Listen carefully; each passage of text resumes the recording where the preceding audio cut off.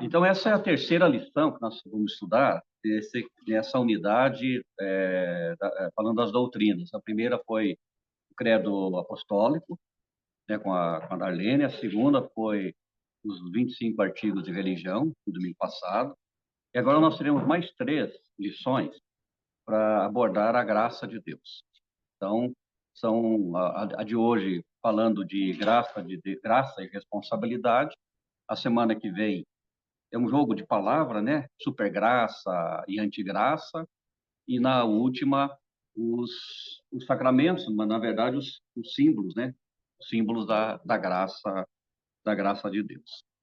Então, para essas 3 lições, eu pensei talvez a gente trazer também alguns outros elementos para ampliar, né, a nossa reflexão a partir do que está sendo sugerido aqui pelos autores. São 3 lições, e os autores, né, das lições, que é o mesmo autor das 3 lições que seguem, ele traz alguns elementos que a gente precisaria assim, costurar um pouco mais, até para aproveitar bem esse tempo, né? Bem esse tempo. Então, eu até mandei para vocês lá no grupo um esboço para apenas para nos orientar um pouquinho, né? Como seguir, uma espécie de um roteiro, né? E mandei também depois eu mandei algumas palavras, tá? Alguns pensamentos, né? Vou pegar aqui alguns pensamentos com relação à lição de hoje, né? São algumas notas de aula, na verdade, baseadas no livro que vou citar aqui. Bom, é, então vamos lá. Eu trouxe esse livro aqui, ó. Acho que dá para o pessoal aqui, o pessoal de casa ver, né? Esse livro é Viver a Graça de Deus, um compêndio de teologia wesleyana, teologia metodista, na verdade. Eu não sei se tem na biblioteca esse livro aqui, será que tem? Então, esse é um livro que pode ser estudado, pode ser lido, estudado. Eu acho assim que todo pregador metodista, se ler a Bíblia e ler esse livro, vai ter bons sermões para pregar, né? Esse livro aqui é muito bom. Os autores são 2 professores da Alemanha, né? Eles estiveram no Brasil alguns anos atrás e foi traduzido o livro deles. Eu não sei se existe ainda para comprar, mas é uma excelente obra. Eu tinha 2, inclusive. Uma eu não achei, não sei se eu dei para alguém, doei para alguém, não me lembro agora. Eu tenho esse livro, é bom mesmo, realmente. Viver a Graça de Deus. Viver a Graça de Deus. Tá. Se tem na biblioteca aqui, dá para. Então é um livro gostoso. É lógico que ele é um livro que vai exigir um bom tempo de leitura, né? Mas vale a pena ler. Se alguém aqui quiser ler esse livro, o meu livro está à disposição. Eu posso trazer aqui, e eu levo para sua casa, o tempo necessário. Isso. Realmente o livro é muito bom. Depois de terminar aqui as lições, eu posso emprestar o meu também, porque vale a pena, né? Eu, assim, sugeriria que todos, assim, se pudessem ler, né? Bom, assim, para a gente entrar um pouquinho na lição, o autor aqui da revista sugere duas ilustrações. Então, ele cita a ilustração do navio, né? Ele cita a ilustração de um navio, porque, na verdade, ele tem na mente, né, quando escreveu, a predestinação e a salvação permanente ou não, né? Eram as 2 questões que ele estava trabalhando. Então, ele cita aqui de um navio, que o mar, então, ele considera nessa ilustração, né, nessa figura, que o mar é a graça de Deus e o mar é como a graça de Deus que nos dá liberdade de irmos livremente. O timão do navio é como o livre-arbítrio, que nos permite direcionarmos. E os portos de destino representam o próprio Deus, que atrai o navio, né? Que atrai sempre o navio. Então, é uma figura para a gente pensar na graça. A outra figura é do anfitrião, que foi realizar uma festa e determinou que só entrariam na festa quem estivesse de roupa branca, né? Então, não foi um convite dirigido a ninguém, mas quem estivesse de roupa branca poderia entrar na festa. Então, outra ilustração. Esse anfitrião, esse dono da casa, não escolheu ninguém, não convidou ninguém especificamente, mas convidou pessoas que quisessem usar roupa branca e entrar naquela festa. E aí ele faz isso para introduzir essa discussão da graça, né? Da salvação, da predestinação, da eleição. Mas, no fundo, aí vem aquelas perguntas, né? A salvação é para todos? Então, se a gente olhar aqui o mapa mental, né? A salvação é oferecida a todos? Sim, né? É oferecida a todos. É possível perder a salvação recebida? Sim, é possível perder a salvação recebida. Na tradição bíblico-teológica, na compreensão dos metodistas, a predestinação, ou seja, um grupo predestinado, aquele grupo da roupa branca é o grupo predestinado, só esse grupo entrará na festa. Então, na nossa maneira de ler a Bíblia, né? Não existe a predestinação, existe o convite para todo ser humano receber a salvação. E a todo ser humano que recebe a salvação, perseverar na salvação. Mas não existe um grupo específico, né, que foi escolhido para receber a salvação de maneira exclusiva. Né? Então, aí, assim, essas questões são colocadas na revista, mas não são muito aprofundadas. Aí eu pensei que, já que a gente vai trabalhar 3 lições, de trazer alguns outros elementos para a gente pensar, né, na graça, na teologia da graça de Deus, de uma maneira mais ampla. Assim, talvez compor a nossa segurança, porque ficar discutindo, né, ficar refletindo se a salvação é para todos, sim, a salvação é para todos. Negar isso é negar a essência de Deus. Ficar discutindo quem é salvo, quem não é salvo, quem foi escolhido, quem não é escolhido, também não há razão de ser, porque se a salvação ela é aberta a todos, o convite de Deus é aberto a todos, então todos têm oportunidade. E aí poderia discutir o livre-arbítrio, que eu acho que já foi tratado em outras lições, né? A questão do livre-arbítrio e qual é o sentido do livre-arbítrio, né? Então eu pensei em trazer esses elementos para a gente considerar, então, sobre a graça de Deus, tá? Então, deixa eu ver se eu coloco aqui, para gente pensar. Então, um tripé, baseado nesse livro, tá? Baseado nesse livro e outros, mas principalmente nesse livro, porque ele trabalha bem, ele é escrito a partir dos sermões de Wesley, né? Mas ele trabalha com outros autores. Então, ele vai dialogar com Martinho Lutero, vai dialogar com Kant, né? Um dos principais iluministas, e outros autores que ele vai trazendo na sua reflexão.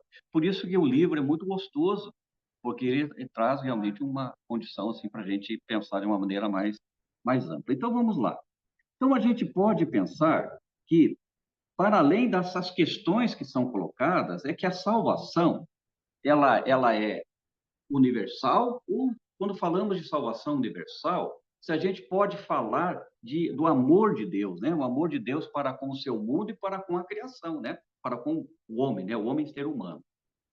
Então, é, a salvação é universal, no sentido que ela é abrangente? Sim, mas na nossa maneira de ver, enquanto metodista, é melhor de falar de salvação universal ou falar do amor de Deus que é voltado, né? Amor de Deus que é voltado para o mundo que Deus criou e para o ser humano que Deus criou? Então, aí nós chegaríamos à conclusão que sim, né? Então, nós ouvimos hoje várias falas aqui no culto sobre o amor, né? O sermão do pastor, nas músicas nós cantamos, né? Sobre o amor, inclusive uma que agora no final, né? Que a gente cantou, né? Ensina-me a amar-te, né? Então, o amor, e também na escola dominical, da Zoé, também abordando o tema assim, do amor. Então, a gente poderia, a minha mãe está ligando, para cumprimentar o Dia dos Pais, depois eu falo com ela. Então, o que a gente pode falar?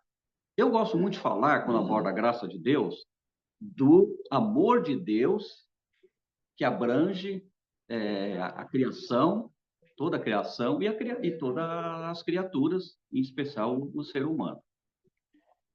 Por quê? Porque, na perspectiva wesleyana, a graça de Deus e o amor são centrais na forma de compreender, na forma de escrever e de expressar. Então, se a gente segue esse caminho, nós vamos ter aqui o que eu chamei de tripé, né? De tripé. Nós vamos ter três blocos, né? 3 blocos para a gente considerar. Então, sim. Então, para lembrar o pessoal que essa sua estrutura está aqui, né? Isso, está no... Isso, está no WhatsApp aí que eu mandei, tá? E, como a gente não está usando imagem aqui nem aqui, então eu mandei lá. Bom, então vamos lá. Então, a presença de Deus em sua atividade criadora, né? Então, Deus está presente na criação? Claro, ele é o autor da criação, então ele está presente. Tanto quando ele cria todas as coisas e quando ele cria, em particular, o ser humano, né? O homem e a mulher. Então, tendo diante de si, tendo como paradigma o mundo criado, né? A natureza criada, todas as coisas criadas. E aí cria o ser humano lá no último dia daquela semana. Então, a presença de Deus, nesse primeiro tripé, né? A presença de Deus na sua atividade criadora se revela como um Deus que ama, um Deus que se torna se torna como um refém desse amor. Deus é amor e Deus ama e expressa esse amor criando, dando vida, dando forma, né? Então aí vem toda a teologia da criação que a gente já conversou também em outros momentos. Como Deus ama, então como Deus ama, então como Deus ama a sua atividade, como o amor de Deus está presente na sua atividade criadora, então a gente vai encontrar que a bondade de Deus quando ele cria o ser humano, quando ele cria o homem, cria a mulher, todo o diálogo, Deus cria o ser humano, o homem por quê? Para com ele conviver, para com ele dialogar, para com ele falar, né? E então quer dizer, a presença do amor de Deus, que é a evidência da graça de Deus, é a ação gratuita de Deus quando cria o mundo, cria todas as coisas, é a ação gratuita de Deus quando cria o ser humano, é a ação gratuita de Deus quando ele dialoga com o ser humano, é a ação gratuita de Deus quando ele dá ao ser humano a capacidade, né?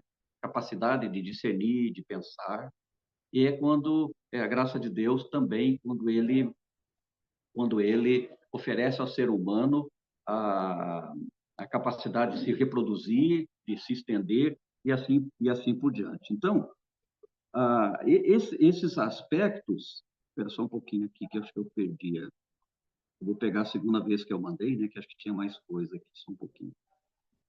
Bom, então, aí tem uma frase de John Wesley que explica um pouco esse ponto aqui. A presença de Deus no mundo é graça. Sua natureza é graça. Graça é o que Deus é e o que ele sempre é, amor atuante. Então, João Wesley vai falando de graça e de amor porque ele junta, né? A graça manifesta o amor de Deus. O amor de Deus faz Deus agir gratuitamente, né? Oferecer a sua graça. Então, isso é fundamental para a teologia wesleyana, né? É fundamental para a gente compreender também a graça de Deus.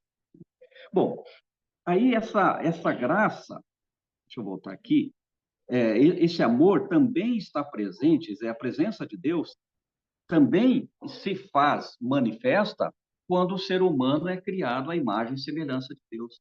Talvez aqui seja um dos pontos até mais enfáticos. A bondade de Deus, a graça de Deus presente na criação, mas a bondade de Deus, a graça de Deus, o amor de Deus presentes na criação, né, do ser humano. E quando ao ser humano é conferida a imagem e a semelhança de Deus.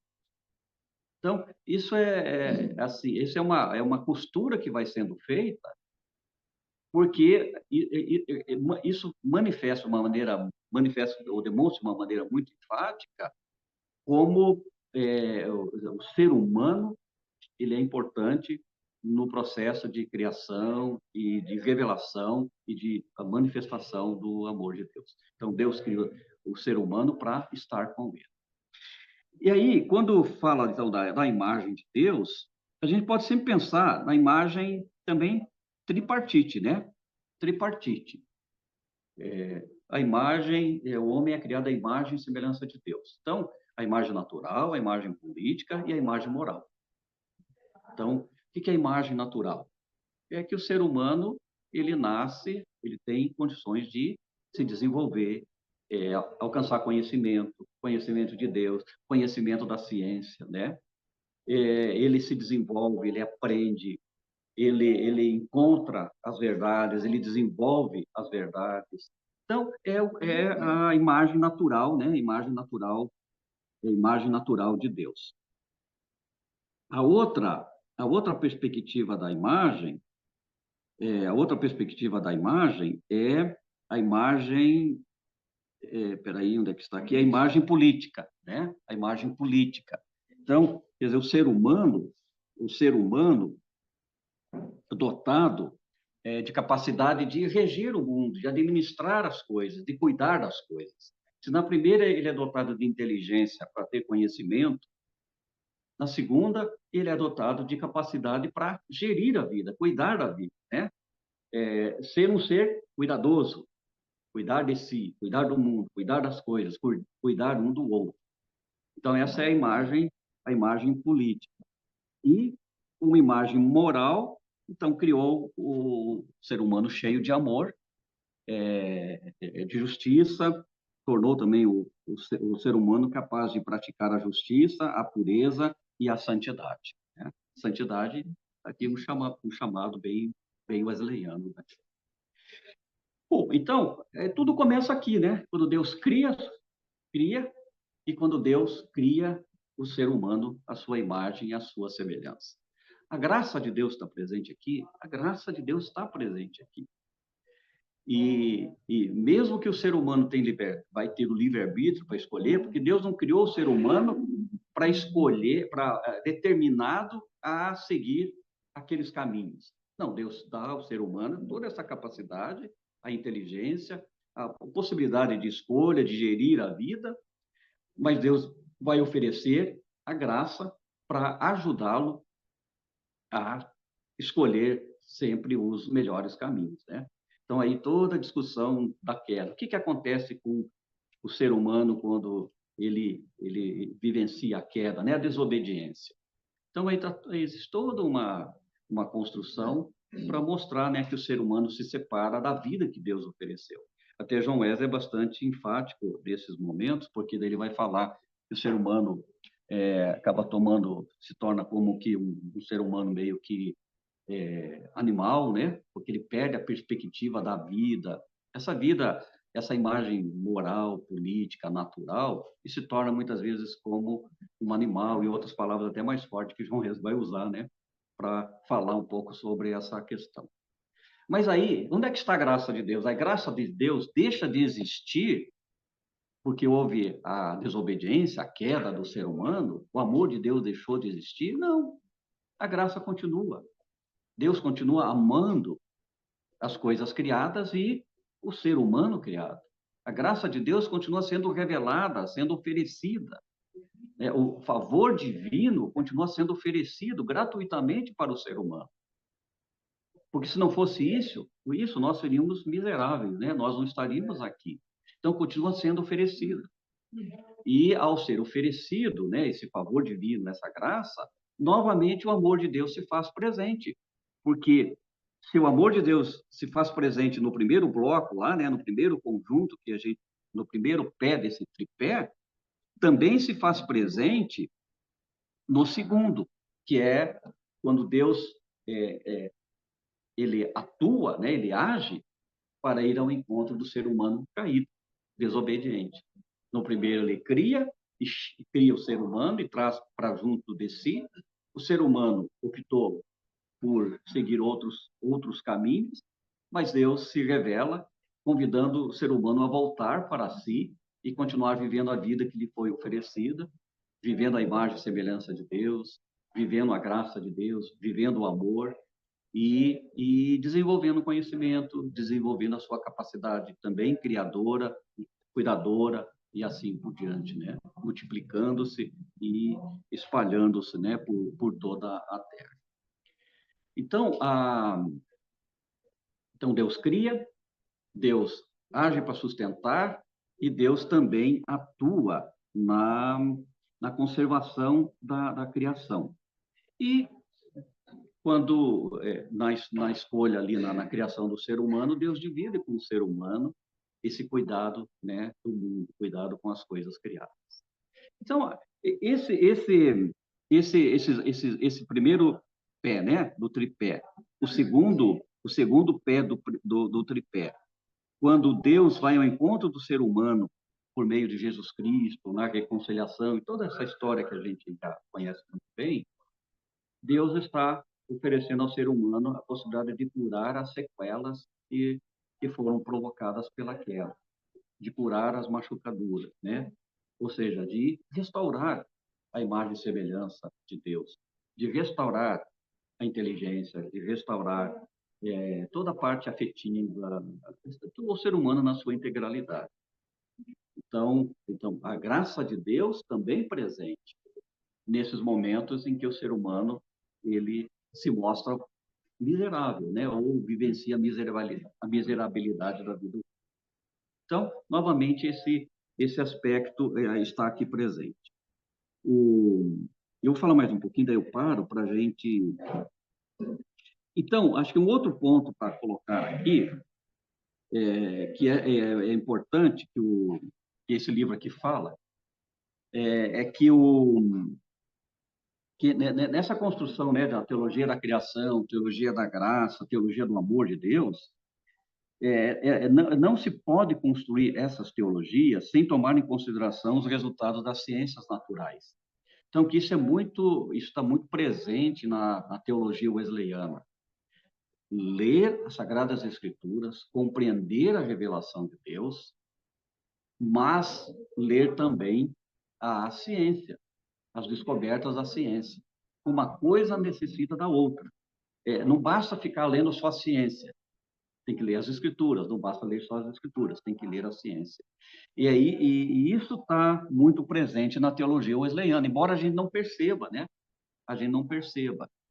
Mas, se a gente começar a ler, se a gente for ler esse livro e acompanhar, a gente vai perceber isso claramente, essa tensão, né? Essa busca da compreensão das Sagradas Escrituras, uma boa leitura das Sagradas Escrituras, a gente estava até conversando aqui, né? Como ler o Antigo Testamento, ler o Novo Testamento, a partir de que referenciais, qual a melhor tradução para a gente estudar, chegar, então, a uma boa interpretação, mas não pode deixar a ciência de lado. Uma coisa não substitui a outra.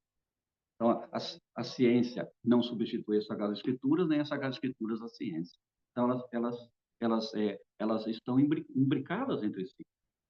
Então, isso é importante na teologia. Então, quando a gente vai falar da graça de Deus nessa questão, a gente não consegue ficar discutindo predestinação, por exemplo. Não cabe, porque não entra. Então, você pode, mas a Bíblia fala de eleição, predestinação. Então, vamos ler para ver exatamente o que diz, né? Então, não cabe. Embora o Wesley vá tratar desses assuntos, porque eles estão presentes, e também, na época dele, já havia um outro movimento, que é o calvinismo, né? Falando muito da predestinação, mas, então, vai ter toda essa discussão. Mas, para nós, aqui no nosso espaço de vida, de fé, não cabe. É uma coisa que soa até meio que estranho, quando a gente tem essas perspectivas, né? Que a gente vai construindo essa compreensão da graça de Deus. Igreja presbiteriana, né? Mas nem ele segue mais, né? Muito tempo. Mas é a igreja por causa de Calvino, né? Que era uma compreensão de Calvino. Que sempre foi um problema, né? Porque quem são os escolhidos? São os que usam roupa branca, né? Então quem são os escolhidos? Quem são os predestinados? Porque aí, assim, a predestinação tem que ter como é que a gente sabe quem é predestinado? Quem não é justo. Pessoas que se acharem predestinadas ficarem há 50 anos ali na igreja, seguindo, tentando viver uma vida de acordo com o Evangelho, descobre no último dia que não é predestinado. E o cidadão que passou 50 anos, né, 60 anos, sem dar atenção ao Evangelho de Cristo, no último dia de vida descobre que é predestinado. Então, aí não está presente a justiça. Pode até ocorrer, porque a gente não tem a devida compreensão, mas pode até ocorrer de uma pessoa, né, como foi citado, as pessoas que morreram agora recentemente, sexta-feira, um acidente aqui, né, pavoroso, as pessoas são salvas, não são salvas? Pode ser que muitas delas nunca deram atenção para a espiritualidade, mas podem ter sido salvas naquele momento, né? Você quer falar, Rosa? Pode ir. Eu ia dizer só aqui. É que o conceito de graça não consegue acolher o conceito de predestinação, né? Uhum. A graça, Combina. enquanto tal, ela é absoluta, né? Então, assim, não tem como pensar na escolha de alguns, especial, a roupa branca, não tem sentido, porque, assim, senão a graça não é graça, né? Era só isso que eu ia dizer. O próprio conceito de Deus é amor não cabe aí. Porque um Deus que manda alguém para o inferno não é amor, né? Então, assim, não cabe, não tem nada a ver. Predestinar alguém para ir para o inferno e amar essa pessoa. Sim, exatamente. Por que que uns já são escolhidos, né, para usar então a expressão do céu e os outros não, né? Então, não é um Deus justo, não é um Deus amoroso, né? Então assim, para nós é até, por isso que só estranho, não dá para falar de graça e de predestinação. Como dá para falar de graça e, e esquecer que a graça é um dom de Deus, é um favor imerecido que nós recebemos e que, portanto, podemos alcançar a nova vida em Cristo Jesus, é um novo nascimento, mas também que a salvação é um ato de Deus, mas é um ato nosso também. Como resposta ao amor de Deus, como resposta à graça de Deus, nós perseveramos, nós buscamos conhecer mais, nós buscamos viver cada vez mais a mensagem divina, a mensagem salvadora, a mensagem conciliadora, a mensagem que nos coloca numa vivência com significado, com dignidade, né? Com dignidade. Então, é assim, eu faço um pouco essas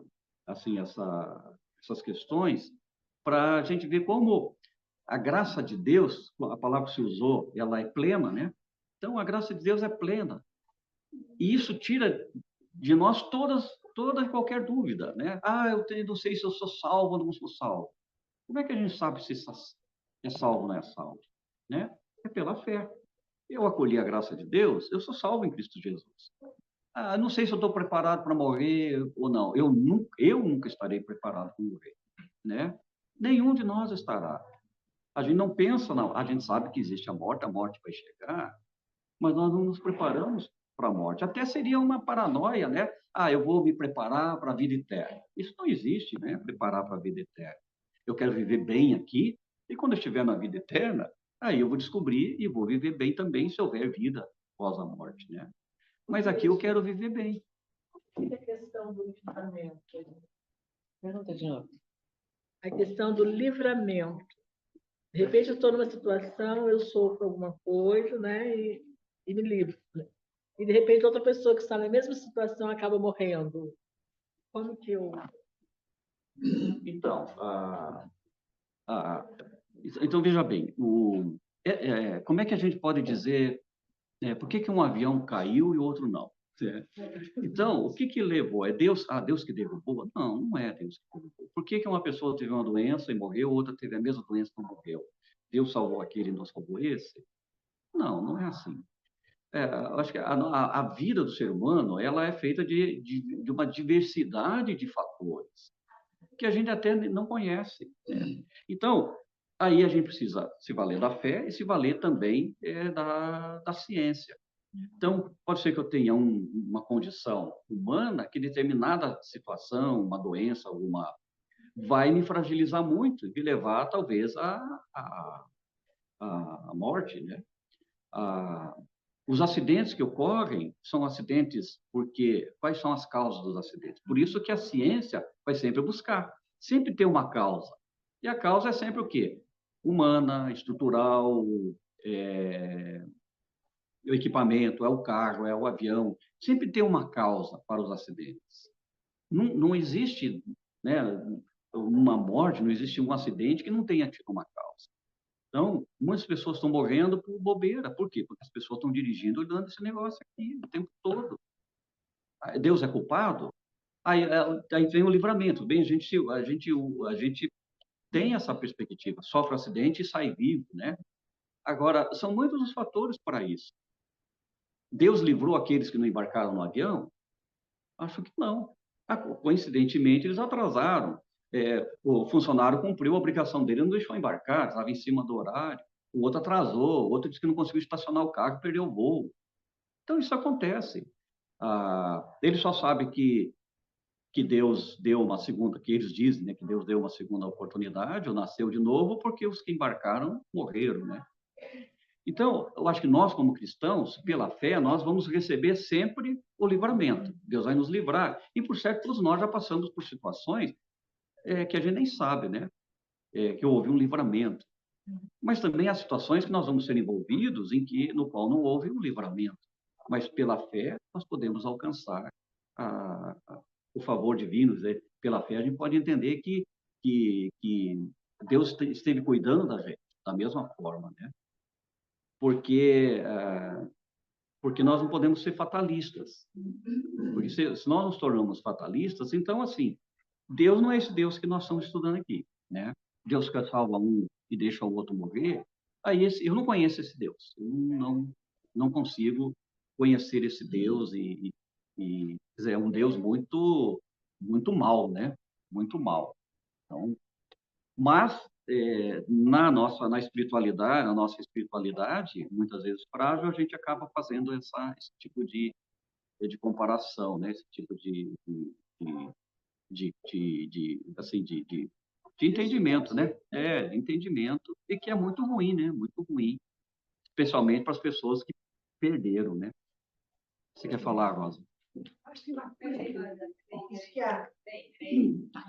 Isso que a Aniceto está dizendo, Bispo, eu acho que a gente precisa dar muita atenção para isso, pelo seguinte, ó, tem uma compreensão, assim, no geral da sociedade, dessa coisa do livramento, que, para mim, isso é um problema.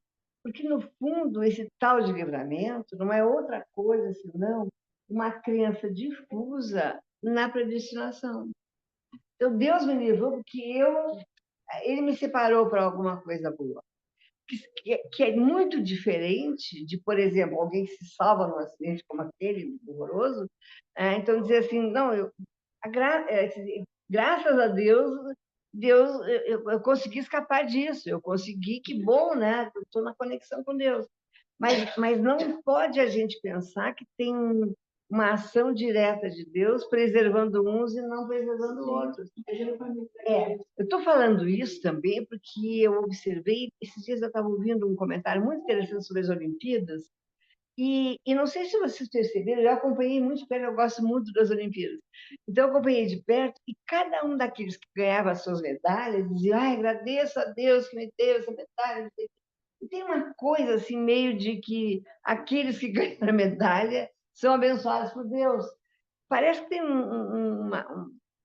eu não sei nem como é que eu vou dizer essa expressão, mas tem um jeito de olhar a espiritualidade hoje em dia disseminada que é muito frágil diante daquilo que a gente quer dizer que é a graça de Deus. Às vezes é maior do que isso, porque às vezes morrer é se salvar.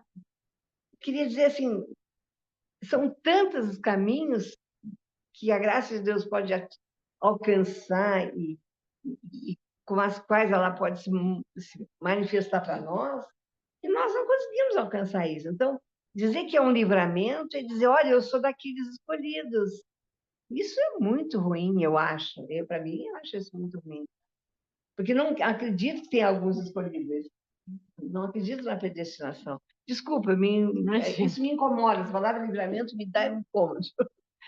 É isso. Sim, eu acho que isso é bom por aí. Esse é um tema que, é um tema que a gente pode conversar, porque acho que valeria a pena também trabalhar um pouco assim nessa direção. Mas então, voltando para esse episódio, né? O dono da casa, dando entrevista, falou, graças a Deus, o avião não caiu na minha casa, caiu aqui do lado, né? A Elaine falou, parece mais uma forma de realçar privilégios. Isso. Agora, só que faz parte do senso comum que as pessoas falam sem ter essa perspectiva, né, que a Nicéia tem de trazer para a gente pensar, que a Rosa está falando. Então, faz parte do senso comum, então as pessoas vão falando, né? Um agradece do que venceu o outro, né? Então, assim, nas Olimpíadas, eu vi vários jornalistas tentando também mostrar que, quer dizer, quem ganhou não foi só quem ficou com a medalha de ouro, mas todos ganharam. Quem é que pode participar dos Jogos Olímpicos, né? Então, todos ganharam, conseguiram ir. Então, ali é uma competição. Alguns treinaram mais, alguns estão com um condicionamento melhor e vai se definir de alguma forma, né? Como o levantamento de peso, né? Aquilo vai superando. Quem vai levantando os maiores pesos, vai ficando. Tem sempre 3 chances. Não conseguiu levantar, vai caindo fora. Até que sobra um, né? Que consegue levantar o maior peso possível, né? E tem os que não têm sorte, né? Como o Medina lá não tem sorte de ter uma onda boa. Isso. Isso. Aí o comentarista falou lá, né? Que é o Deus Netuno, né? O Deus... Não abençoou, Gabriel. Bom, gente, eu acho que já são 11h15, né? A gente vai continuar, porque são mais 2 lições, e não deu para terminar o que eu coloquei aqui. Eu acho que a gente podia abrir agora, para quem não falou ainda, né, pode para acrescentar, para a gente continuar nas próximas 2 aulas, olhando também os outros 2 conteúdos que tem aqui na revista. A gente podia, a plateia que fala, depois a gente... Isso. Então, primeiro o presencial, depois o online, tá?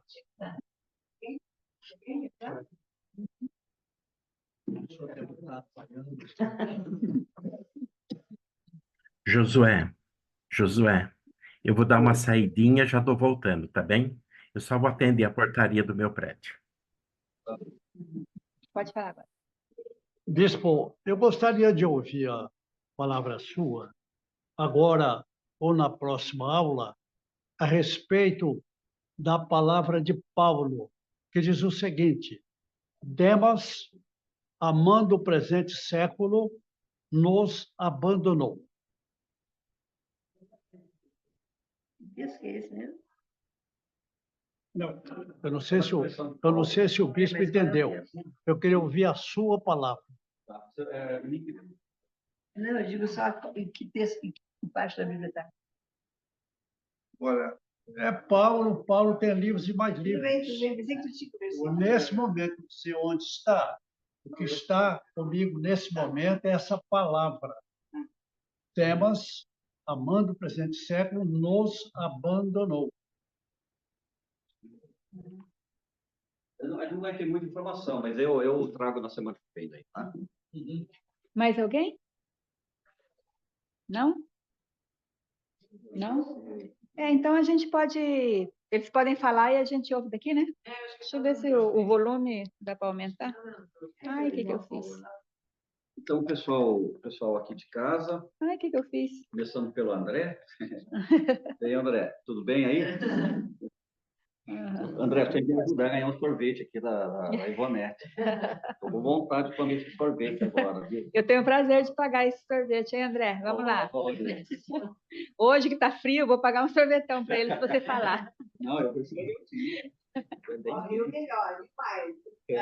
Vamos para a lançura do André. Tá legal. Você quer falar, André? Você abriu o microfone aí? Pode ir. Não tem nada para falar, não.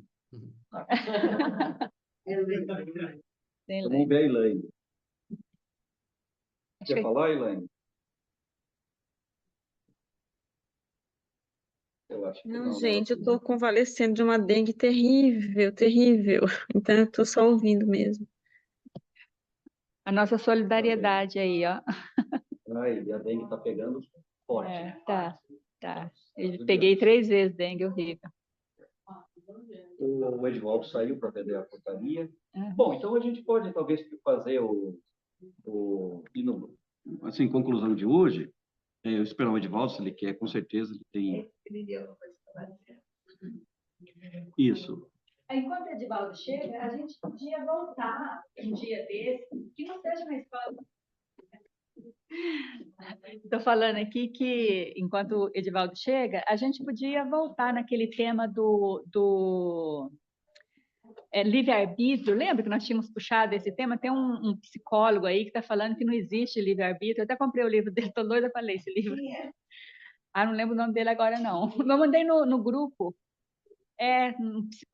Psiquiatra, sei lá. Bom, ele provou, está tentando provar por A mais B que não existe livre-arbítrio. Cientificamente, ele está tentando provar, né?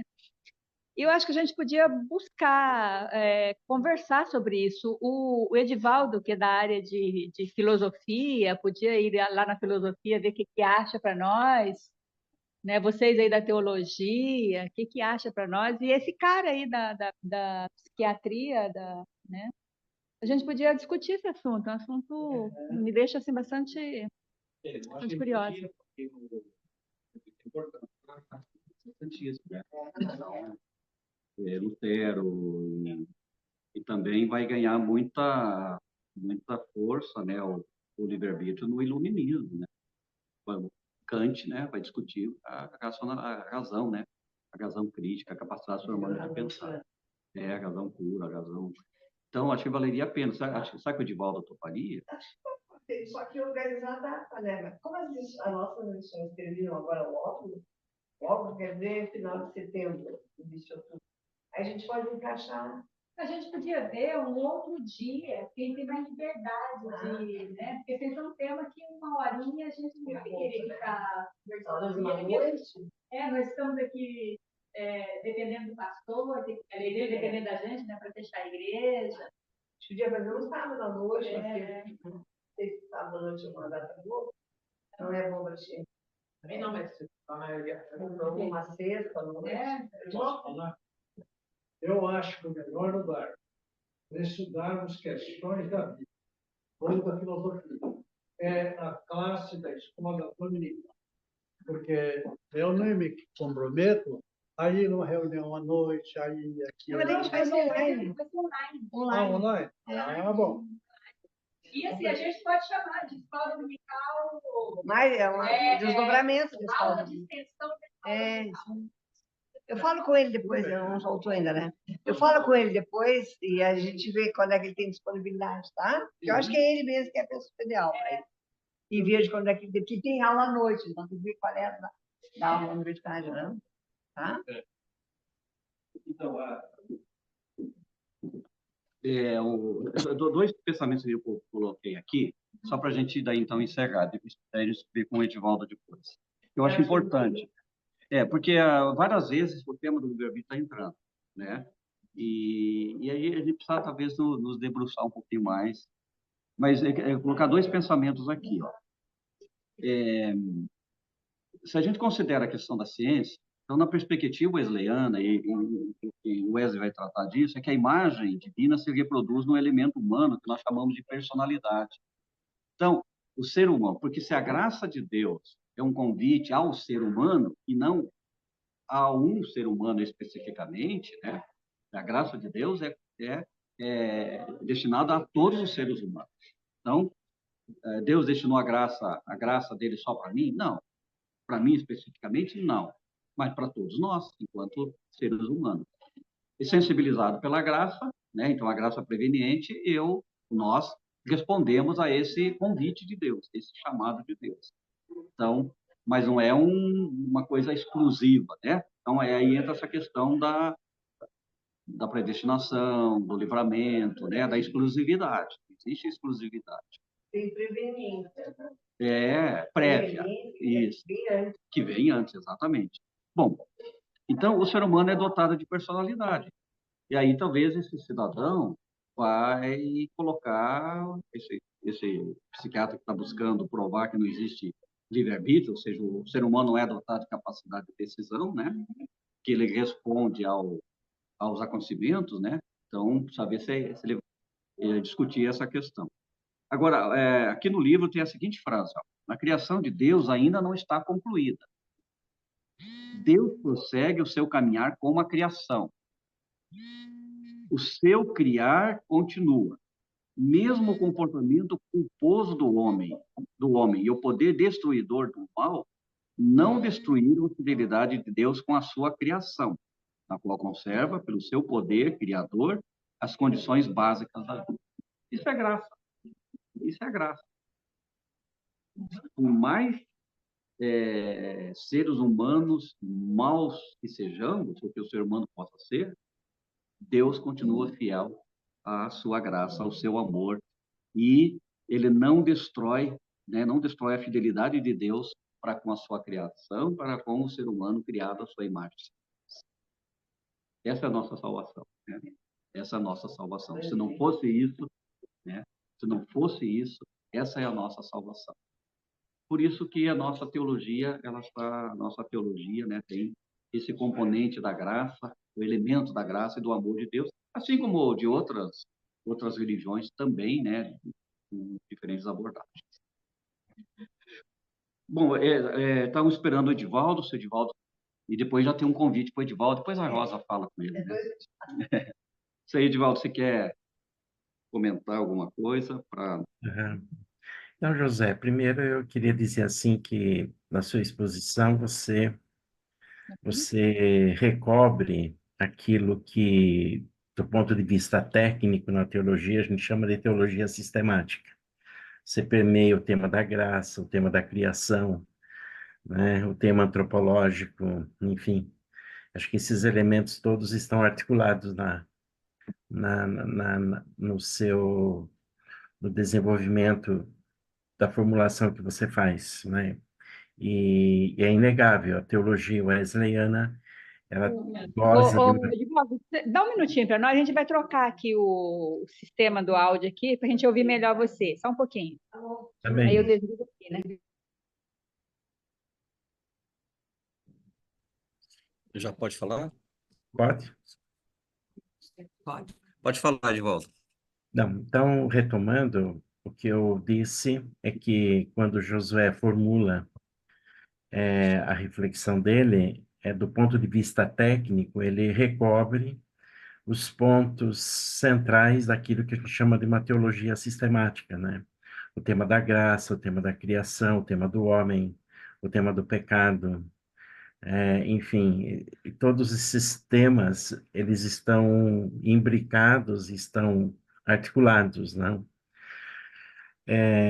Nessa discussão que a gente tomou como exemplo, a queda do avião e porque alguns morreram, outros não, etc., etc., talvez um conceito que nos ajude a entender na relação com a graça é tomar a condição humana e a condição da cultura na dimensão da contingência.